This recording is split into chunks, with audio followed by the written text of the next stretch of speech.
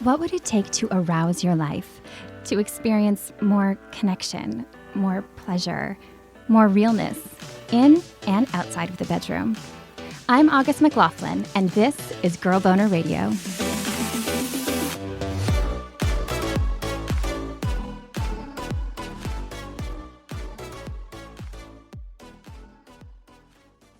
The energy of the orgasm, it like came up through my stomach and into my chest. As I exhaled, it kind of came out my mouth, just this grief. Suddenly, like in front of me, it wasn't just him, but everything else. The pain and the grief and the loss, and living so much of my life without access to my own pleasure and feeling ashamed of the thoughts that I had and the things that I wanted, desperately wanted.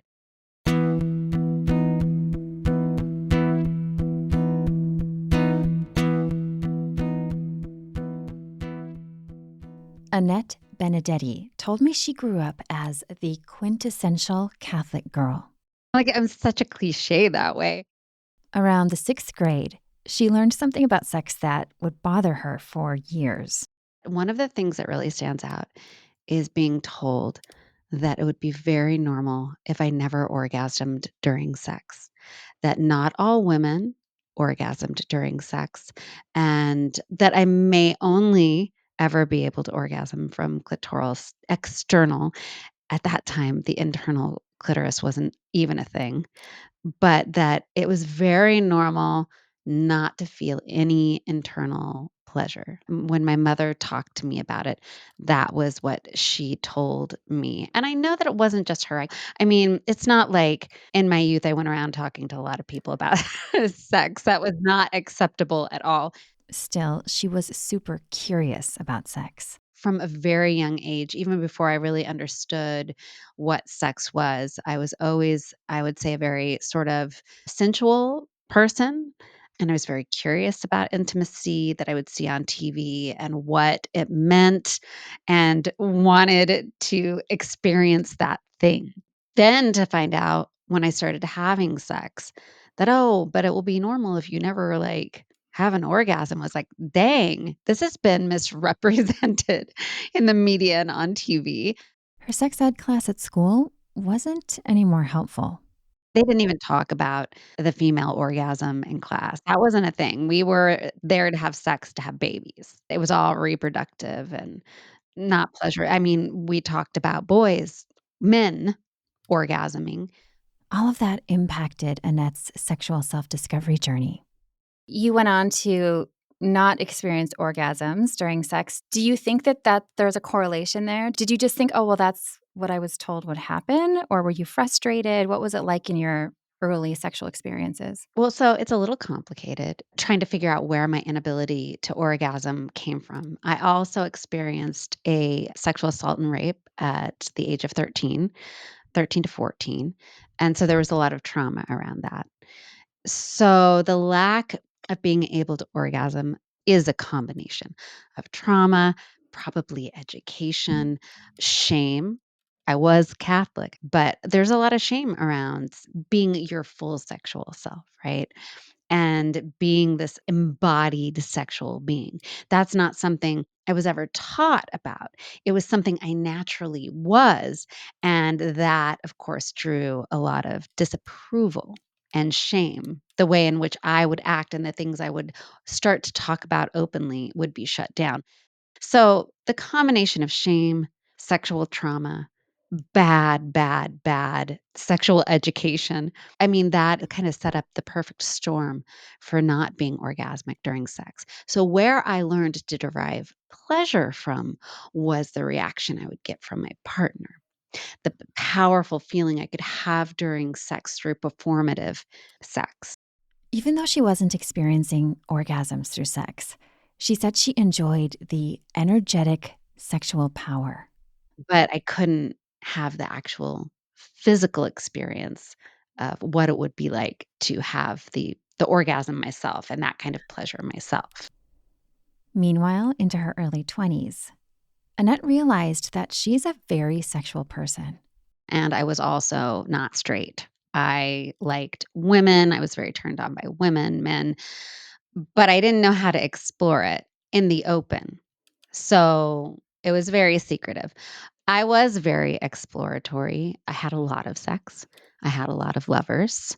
I tried a lot of things, but definitely felt like it had to be secretive. With men, I wasn't orgasming, but I did enjoy the attention. I enjoyed the seduction of it all. I had a lot of really bad sex. Within a few years, she decided not to settle for that anymore.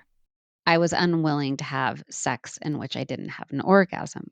I was over it. I was like, okay, I'm done with this. By my late 20s, I had one child. So at that point, I had learned, of course, to give myself an orgasm during sex by external clitoral orgasm. And it would definitely frustrate my partners because they were like, "Can't you have an orgasm without touching yourself? Like, what am I not good enough to just do it with my dick?" I definitely had times where I would just get frustrated and be like, "No, this is what I need to have happen." She also got really good at faking orgasms. Just to avoid the conflict. The biggest thing I didn't want to experience post-sex if I didn't have an orgasm was having to reassure my partner for days afterwards that they were good in bed. "But you didn't have an orgasm. But you didn't," like, no, I didn't, but I still enjoyed it. We still had fun. It was still play. I was still seriously undereducated, though. In her 30s, Annette was raising her daughter with her then husband. He is a wonderful guy. He's still one of my very best friends. We are no longer together. We were sexual mismatches, but really good friends.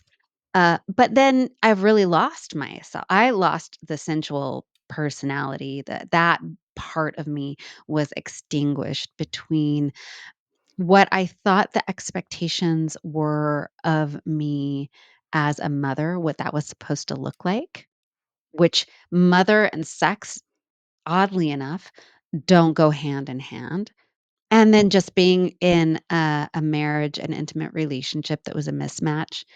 Also, I didn't know how to have good orgasms, so then it was like, "Why do I even wanna do this?" So I started focusing on other areas of my life, my career, my kids, health and fitness, anything else, because there was this big void in my life. That natural sensual being that I had always been was just gone.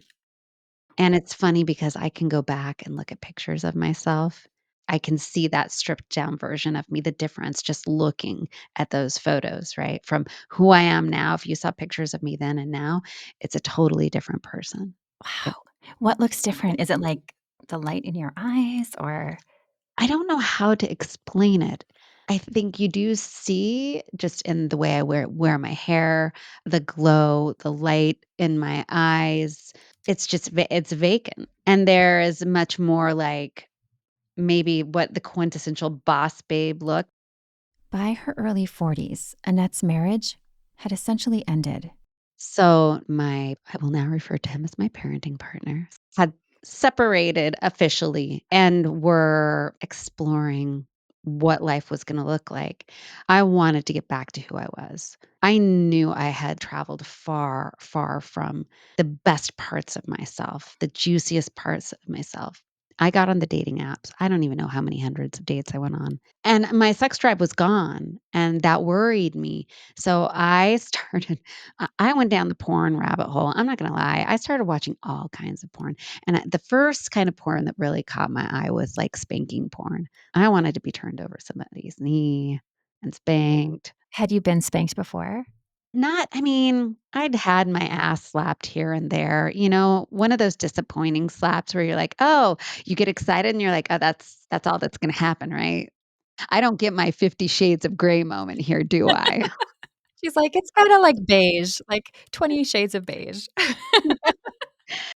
Makes sense given that Annette didn't know how to ask for what she wanted. But I wanted to explore this fantasy I knew that I had, and I didn't know how to explore it. So I started by, like, watching spanking porn, and that was it. Like, I wanted to see all the ways it could be done, and then I realized, "Oh, this is something I wanna pursue and experience." So, in my dating life, I was kinda looking for people that would maybe put a little daddy joke in there, which was also another sort of exploration I had to go to. I definitely wanted to call someone daddy, but I was so conflicted as a mother, like, "What? Gross," because I don't want anyone calling me mommy, and I know that's a thing. I'm not trying to yuck your yum, but, it's a yuck for me. So I started looking for people who gave indication that they weren't vanilla, even though I had very limited experience in what it would mean to not be vanilla. So a lot of dating, a lot of masturbating, learning to edge. I would masturbate sometimes and edge myself in the middle of the day when nobody was home for a good 45 minutes or an hour or more, and started going out on dates and exploring that way. And that's when my spark started to come back, and I started to, like, do things that would make me feel sexier. As a mom, I had underwear that I had had for it's embarrassing to say how long, but I had stretched out gross underwear. So I started exploring lingerie. Then she started meeting gentlemen online for some virtual doming. One guy would send me things to, like, wear and give me a sexy assignments to do to myself. Take little videos that I'd send, or he sent me a butt plug to wear, and he'd text me and say, "Wear this for the next whatever hour." That started to kind of wake up, "Oh, there's a whole sexual world outside of here that I have not explored." The more dates I went on, the more sex I started having. I started having just sex, like, I'm out on a date. I'm like, "This person's okay, but I'm not really into them, but I'm horny tonight. I think I'll give it a try." So exploration opened up. I still wasn't having the kind of orgasms that I kept hearing everybody else was having, but that started to unlock that door. Annette had a freelance editorial career at that time, a successful one, and she decided to merge that with her spicy exploration. First, I started a website about women's sexual exploration called She Explores Life, and I had some girlfriends that were helping me write articles about it. It was during Trump's first run for president. And he got caught saying, "Grab him by the pussy." And everyone was like, "Locker room talk, it's just locker room talk." And I was like, "Why can't women talk about sex this way?" If we got caught talking about sex the way we do behind closed doors, it would ruin our lives. And then I was, like, sassy about it. I'm like, "I'm gonna start a podcast, talk about the sex we're having Yeah. openly and owning what we want in bed." And so I launched my podcast, and originally it was called Locker Room Talk and Shots, and it was me and my girlfriends drinking cocktails and talking about sex. Today, Annette's podcast is called Talk Sex with Annette. There was something about finally being able to talk openly about sex that, like, opened the floodgates for me. And it made me feel brave, and brave enough to look for the kinds of lovers I wanted. So I started looking for, I'm like, I want a daddy. I want to be tied up. I want to explore kinky sex. So that's what I set out to do. I had my first kind of interesting spanking full on BDSM experience. It was a one-time thing with a man who had a whole dungeon in his house. I got, like, my hands chained up above my head and my ankles locked. He had a spanking bench. I experienced all sorts of, like, impact play. He had latex sheets on his bed. I didn't have an orgasm, but I experienced what I would call an energetic orgasm. And I realized that that really had been something I had been having all along, like energetic, orgasmic experiences. Then Annette met a man that we will call Chad. The two met online and she missed their first date. It was 2020 and she'd gotten really sick with COVID. A year later, once lockdowns had lifted and many folks were dating in person again, she matched with Chad again on a dating app. One of the reasons I was interested in Chad was that he was into BDSM. So I agreed to a date, and I'm gonna be honest with you, I wasn't super impressed on the date. However, I was so fucking horny. So on the ride home, I was like, "Hey, you wanna pull over?" And he went down on me, and I had an orgasm. I'm like, maybe I'll see this guy again." He was leaving for Hawaii. He was gonna be gone for a while. Time went on, but we did get back together with the sole idea of we're gonna get together, we're gonna go to a hotel room, and we're gonna have some BDSM sex. And I was still very unsure about him when I saw him at first and we got together. But then we went to the bedroom and we had just a really good time. He brought a bag full of equipment, which was great. Like having the man bring the toys was a real nice switch. Chad had a nice array of toys, tied me up. It was like, all right, I think we can keep trying this thing. That turned into a relationship, a pretty hot relationship. I found out that he lived 2 hours away, which was a bummer. But what ended up happening was we only saw each other a couple times a month, and it was always in a hotel setting, and it was always with lots of toys, with hours of fucking in all kinds of way, being tied up, anal sex, like a toy in me, him in me, everything you could imagine. I think it was the first time I just felt like I can explore whatever I want in the kinky realm with this person. Simultaneously, I'm doing this podcast where I'm talking about sex all of the time and I'm getting more and more bold about it. It was sort of like by accident. I was unlocking routes to pleasure that hadn't existed for me before. Her shame was dissipating because she was talking about sex publicly and with no negative consequences. That's not the case for everyone who opens up in that way, but it is such a gift when it happens. If anything, I was seeing like life open up to me, right? Simultaneously, I'm trying some of these adventures, taboo things in bed that I hadn't been able to do before. And I was finding new things, new turn ons in kinky ways. And I was like, God damn, I am a sex goddess. Then New Year's Eve arrived.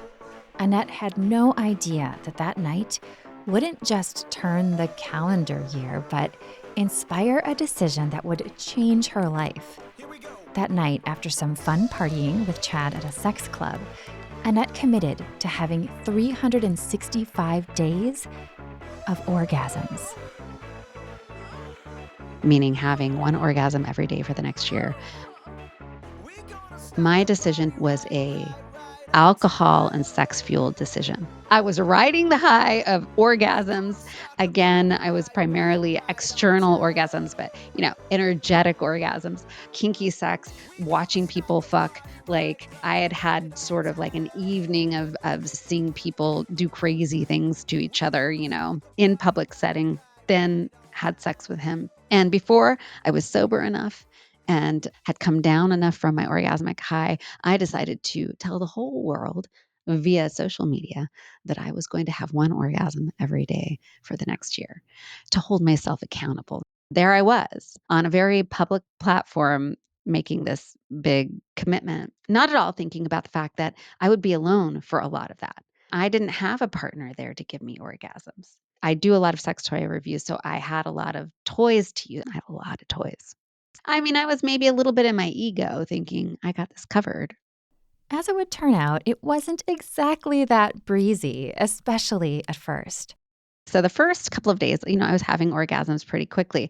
But within a week or two, it was taking me like 45 minutes to orgasm. She said it was like she had a nagging, sex hungry partner. Okay, when are we going to do it today? We got to do it today. You promised you're going to do it today. And it was miserable. I was like, how am I going to do this all year long? So I realized really quickly that wasn't going to work. So I had to start getting experimental. I realized I was also my own worst lay. Now picture this. You're laying in bed, you're fully covered up, you got your hand on your clit, and you're just rubbing, rubbing, rubbing as fast as you can. You're clenched, you're holding your breath, and you're like, come on, orgasm. Like that is bad sex. I'm like, I hate having sex with myself. She knew she had to change things up. I thought, okay, I'm going to try not to hold my breath. I started adding sound to it. I started eking the fingers inside and then getting like toys that added internal vibration. Eventually, within a few months, that kind of exploration helped Annette find her G spot. In case you're not totally clear on what that is, it's a super erogenous zone that involves the internal part of the clitoris. The key to finding my G spot was finding a toy that could do external pleasure and internal G spot pleasure at the same time. And that was when I felt the spice. I was like, ooh. I had thought the G spot was farther in, but for me, it's like right inside my vaginal opening. And when it wakes up, it starts as this kind of like heat. It feels like a little bit of a heated tingle. And once I could do that repeatedly, then I could start accessing it and playing with it, right? And using my fingers or my toys to play with it. Ironically, when I have sex with a woman, I do this naturally with women, but I wasn't able to find it on myself. Like, I can find a G spot on another vulva. For some reason, I wasn't doing that with myself. I think I just believed I didn't have the ability. I think I had just really internalized that. But then I found her. Like, pretty soon, I was like, ooh, the external clit orgasms, they're okay. But you add in that G spot, holy shit. She didn't want that feeling to end. It also led to more desires. As the G spot would light up, like, my body would desire deeper penetration. Like, okay, I kinda wanna be pounded a little, right? That led to me pushing things deeper inside, and then I found my A spot, which is deeper inside. Between the cervix and the bladder. For me, it's harder to have an orgasm from the A spot, but when the A spot lights up and gets me off, now that's gonna be a soulful orgasm, right? It rocks the whole body. So it was a year full of challenges, but it also taught Annette a ton about her pleasure, her body, and her life. That was the most life-changing thing I've probably ever done. Not only did I, during this process, unlock my G spot and my A spot and learn to have blended orgasms and multiple orgasms. I know how to make myself orgasm for 20, 30 minutes and onward, rolling orgasms, all of the different types of orgasms. I also learned how to use orgasmic energy, sexual energy, sensual energy to heal. And there was a lot of healing to be done, and how to infuse every aspect of my life with the power that comes from being able to take your sexual energy and infuse it into every aspect of your daily life. It's a game changer. Annette's commitment to daily orgasms was so strong that she never took a day off. So, on days when you weren't feeling it, you had to make yourself feel it. Through COVID, that was the worst. Orgasms when you're sick are not fun, and they don't feel the best, and that is not something I will do in the future. It was the one time that I was like, "I don't think this is an improvement. This feels gross. I don't love the way that feels." But I did have to, within, I wanna say it was 2 or 3 months down the road, I went through a breakup, and it was really devastating. Yes, she and Chad broke up. As Annette was navigating the heartache and loss of that relationship, she said the last thing she wanted was sex, alone or with a partner. She was in mourning. But that was a key experience for me because I knew I had to. I was like, "I'm not gonna let this fucking man derail my commitment." And I remember the first time I masturbated, once I had finally realized, like, this relationship is done, and I masturbated into the orgasm. I could feel the orgasm roll over me, and so much fucking grief came with it. The energy of the orgasm, it, like, came up through my stomach and into my chest. As I exhaled, it kinda came out my mouth, just this grief. I was using a toy, so the toy was clamped on me. It was still going as I was, like, sobbing through this rolling orgasm. Suddenly, like, in front of me, it wasn't just him, but everything else. My sexual trauma came out, the damage and the loss that had been done to me through my younger years, and all of that lost time. All of the terrible things I had said to myself or thought about myself or had been said to me over time. The trauma of childbirth, just all of it, the pain and the grief and the loss, and living so much of my life without access to my own pleasure and feeling ashamed of the thoughts that I had and the things that I wanted, desperately wanted. All of the time I had lived a life that was smaller than who I am. That grief was like in front of me. I didn't even know it was there. I'd been living this life. Well, I went to therapy, that's healed. I'm fine and I was not fine. I was not fucking fine. I have not been fine.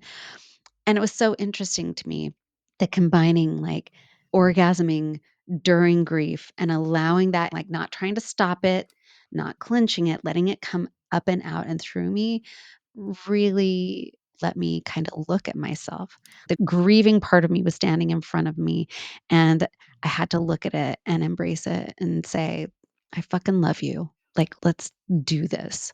Let's keep doing this. Some other surprises unfolded too. Now, I got back together with Chad. Oops. So the nice thing is that then he and I got to experiment with that. I'm not gonna lie, he was very good at he was a pleasure giver, so he experimented a lot with me on that, and he was able to find the G spot and give me that kind of pleasure, and then I was able to learn how to, like, have G spot blended orgasms while having penetrative sex. But it really took me exploring my own body and getting to know my own pussy and loving it. Like, I love my pussy. I think it's really pretty. I like touching it. I like the way she smells. I think she's beautiful. I know a lot of women are afraid to touch themselves, are afraid of their scent, or maybe it's not fear, but there's some disgust around it because we've been taught that it's disgusting. And this journey really changed all of that for me. Ultimately, what I really learned from the 365 days was just how to access pleasure and have it any time I wanted to. And what that means doing is learning how to listen to your pussy. Like, she speaks to you all day long. And mine has gotten very loud and demanding. What I do to keep my libido stoked is I'm very fortunate. I get to work from home, but I did used to go to a job. If I'm sitting on the couch and I'm working and suddenly I can feel her purring down there, she's like, "Hey, hey, how about a nooner?" You gave me a whole year before. Come on. Right? I have a sex toy in my bathroom. I have one in my bedroom. I have them very accessible. I will go in and I will bang one out for her. I always try to listen to her. I try to listen to what she wants to as far as, like, do you want internal stimulation or not? Especially as someone who has experienced sexual assault.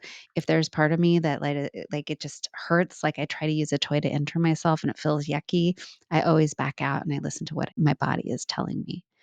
And I think that was key, is learning to really listen to my body, my vulva, and my vagina.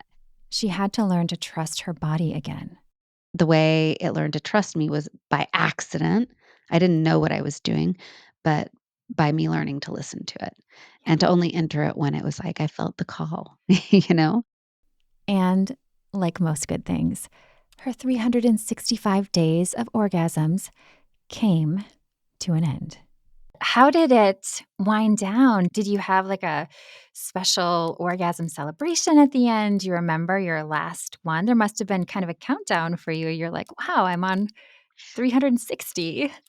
You would think so. I was still in the relationship with Chad, and we did go to the sex club that evening. It was kind of our, like, New Year's Eve celebration, and we had great sex. I remember him asking me if I would ever do another 365 days, and I think I was like, "I don't know if I could do that again." I definitely wouldn't masturbate through being sick again. It is the one thing where I'm like, I don't recommend it. It was hard to masturbate when I had people visiting. I was like, "All right, I'm gonna have to go in the bathroom and be quiet for an hour." I do think regular masturbation, even if you have a partner, having sex with yourself and being your own best lover is important. For me, that's key. Even if I'm with someone, I wanna have time to have sex with myself and be with myself, where I can think about whatever I want to, and there's not another person to consider. It's just me, it's my own special time. I think that that's what for me, 365 days of orgasms. Now, I learned a lot, the big lessons on the things I learned from my own life. But what it really did for me is it prioritized my journey and my relationship with pleasure and that part of my life. We spend so much money trying to travel to new locations around the world and experience new places. But right here within our own bodies and in our own homes and within our relationships, there's so much exploration and adventure that exists and that can bring you better mental health, better physical health, better spiritual health. And there's so many things I still want to experience sexually. Once the year ended, she kept exploring, just not on a daily orgasm schedule. There are so many great experiences to be had. There's endless opportunities. I tried foot sex, the whole foot fetish thing. This did not just involve looking at or admiring feet, if you know what I mean. Did you like it? Well, the first time I was like, felt very clinical to me. I was like, takes a lot of thigh work because you got to hold your feet together to cup it around the cock while they hump the little arch of your foot. Fascinating, right? I felt like, oh, it's kind of a nice little foot massage. Not bad that way. And it's fun to watch the other person in front of you, like getting off on it. It's like, oh, it's kind of fun. But then I had a second experience more recently with someone. I had told them about my first foot fucking experience.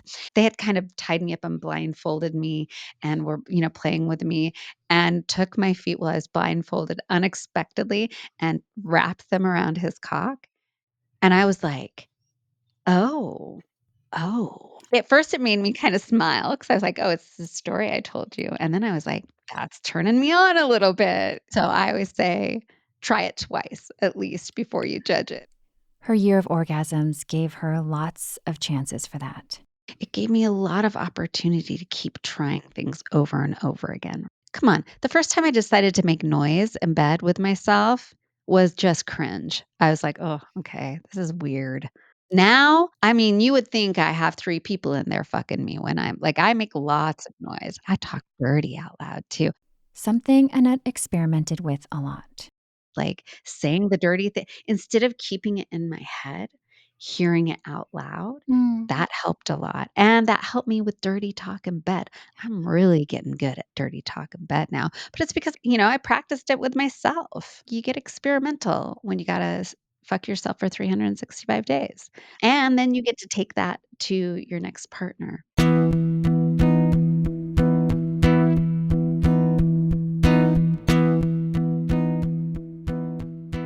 Annette primarily works with cisgender women, men, and couples, but I think the pleasure tips she shared can apply to folks of all genders and relationship styles. For folks who are hearing this and they want to bring something to their, especially their self pleasure life, because I feel like one thing you learned, it's almost like you had this like master class in your own body and in self pleasure. And what is one thing folks can do to bring more adventure or fun, something different when they're just feeling a little bit of maybe disconnect or they don't really know what they want to try? Well, I can tell you this, when I first told people that I was going to do 365 days of orgasms challenge, the most common response from women was, "Oh, that sounds like so much work." And I think you gotta sit with that, right? Women need to prioritize their pleasure and to take the work mentality out of it, Be like, "I deserve 15 minutes of pleasure today." Take the idea that you even have to touch your genitals out of it. Sex with yourself can be laying in bed and just running your fingers over your skin in a light, sensual way. Tickle your arms or your breasts or your stomach or your pelvic mound, right? Expand how you look at pleasure. Expand how you look at sex.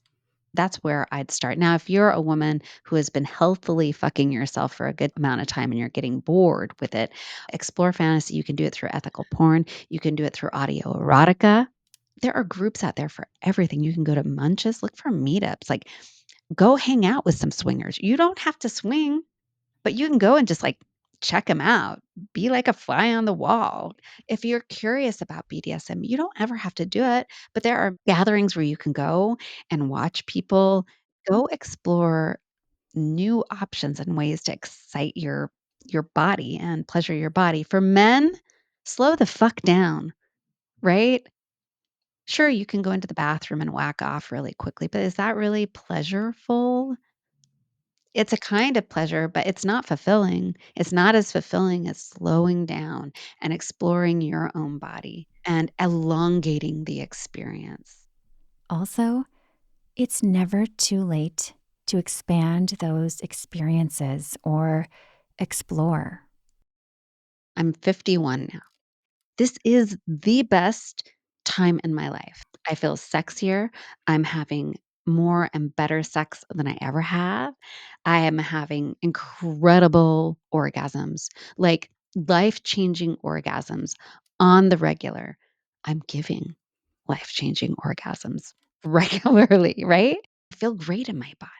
I'm, like, getting asked out regularly. I don't feel like that was my experience in my youth because I was so unsure of everything.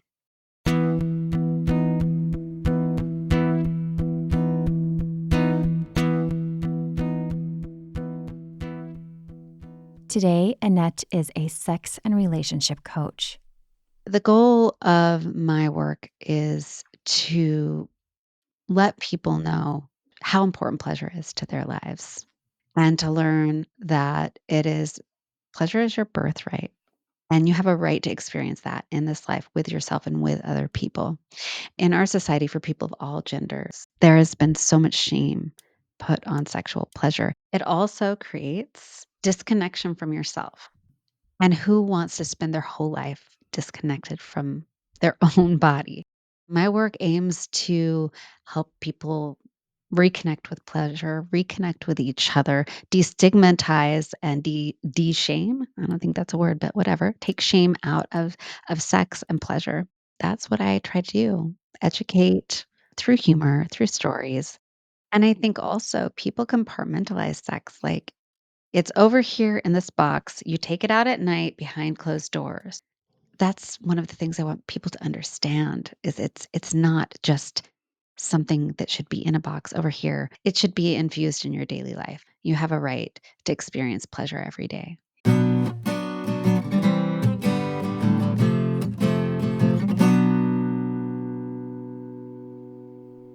Learn more about Annette Benedetti and her offerings at talksexwithannette.com. Sign up for occasional updates from me by email at augustmclaughlin.com or on Substack at August McLaughlin. To support Girl Boner Radio, I would so love it if you'd share links with your friends. Thank you so much for listening.